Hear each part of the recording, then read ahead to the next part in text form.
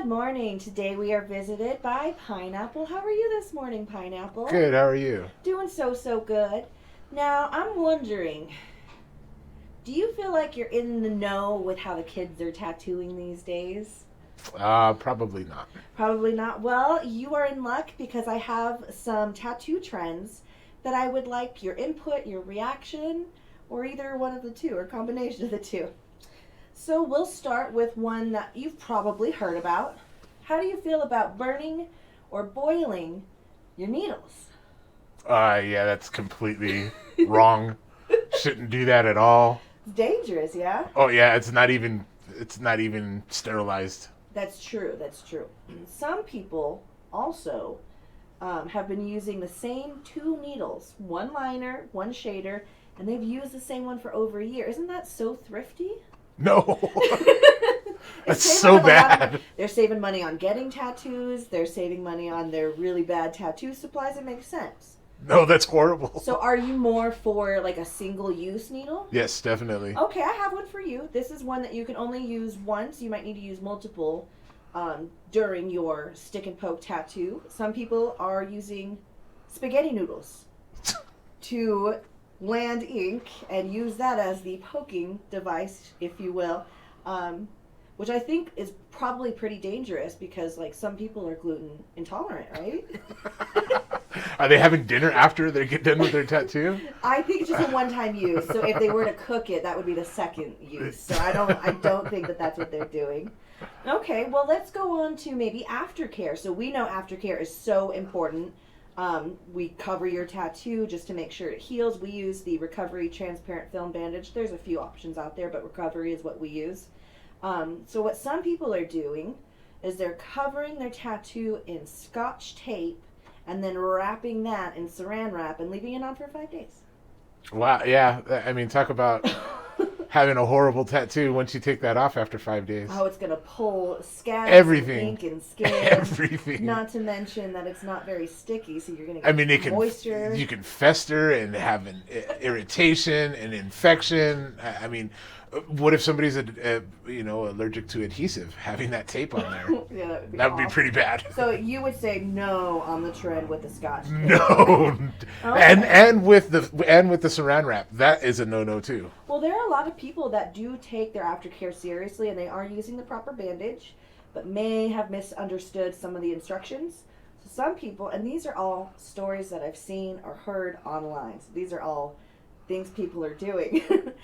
So some people are advising to remove your transparent film bandage, the same one we use, that you should take your hair dryer and heat it up to melt the adhesive and then remove it with ease. It sounds difficult. It also sounds like it's overcomplicating. What do you think about heating up your bandage? There's no reason for it. Just get it wet, right? You're gonna hurt yourself by burning that bandage onto your skin. So how would you suggest taking it off?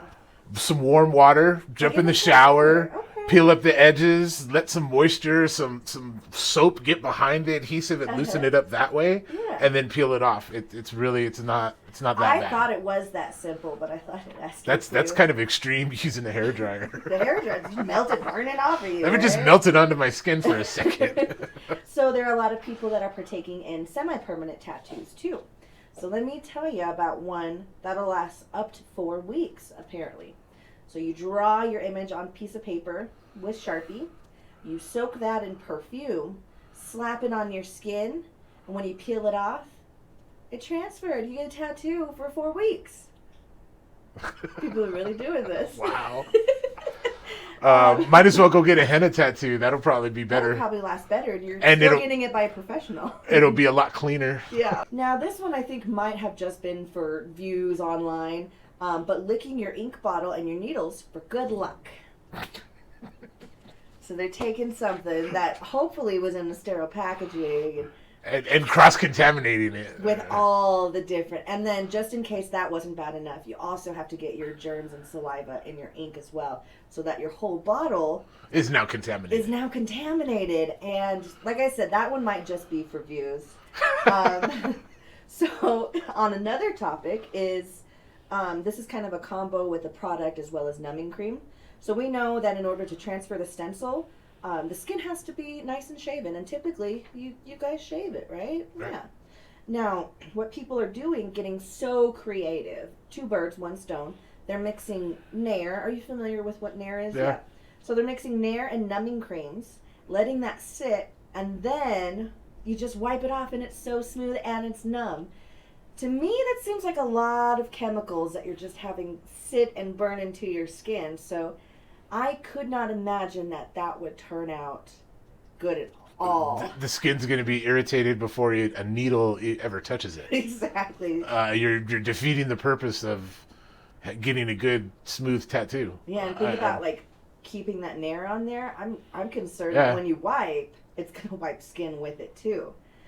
So that's what people are doing. But what would you suggest? Let's say you're a very hairy man. What would you suggest the pre-procedure for getting a tattoo? Get some hair clippers, trim it down. Oh, like electric ones, right? And then, just trim it. It doesn't have to be smooth. Let your tattoo artist make that point. yeah. And Let him or her finish doing the very smooth shaving and eliminate all the rest of the hair. Now that seems like one, the obvious correct answer, and two, probably the simplest answer too. So I'm not sure why people are getting creative. I'm hoping you're having fun with these topics because I have one more.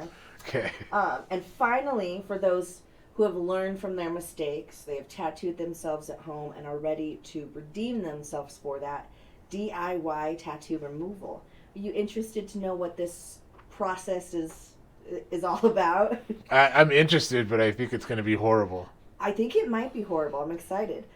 So you take ice and rock salt, and you scrub and soak it on the skin. And then you take lemon with rock salt, scrub it again. Then you lather it with aloe. You place cucumber slices on the skin, saran wrap that for 2 hours, and supposedly your tattoo is totally gone. Do you think there's any truth to any of these? That's an old wise tale. Yeah. I've been using that. I've been using the lemon and rocks with a little bit of salt for my whole entire career.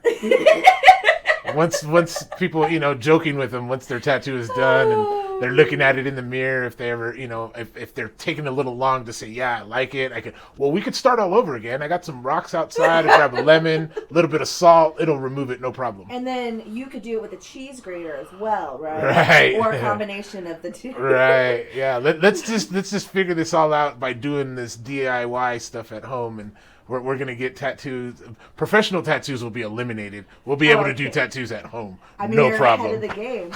So, if you were to give any broad advice to people who are more interested in pursuing this on a DIY level, what would you say are the benefits of getting a professional tattoo and bypassing all this madness?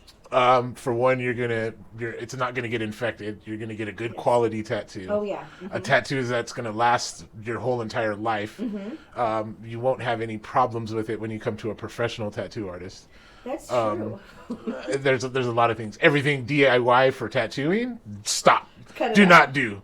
Let's just try and eliminate it from the internet, because nobody should try and do any of these. Search it and then do the opposite of everything that is good. Find a professional tattoo artist and go to their shop and get tattooed by them. And listen to all of their instructions. I think that's a great idea because you are the professional. You've tried different techniques and have really perfected the techniques that you use as well as the products that you advise for other people to use. And I think you're onto something. I think the professionals might be the way to go. Maybe. I think that might be the best way to go about it. I mean, professional tattooing has been around for quite a long time. A little while now, yeah. Well, I thank you for your input on all these silly topics, and I'm hoping that our viewers will take a second to step back and go, I am not going to try these. I am not going to do these. We do not advise these at all. We're just simply making notice of the things that are circulating on the internet. So thank you again for your time and your participation. Thanks.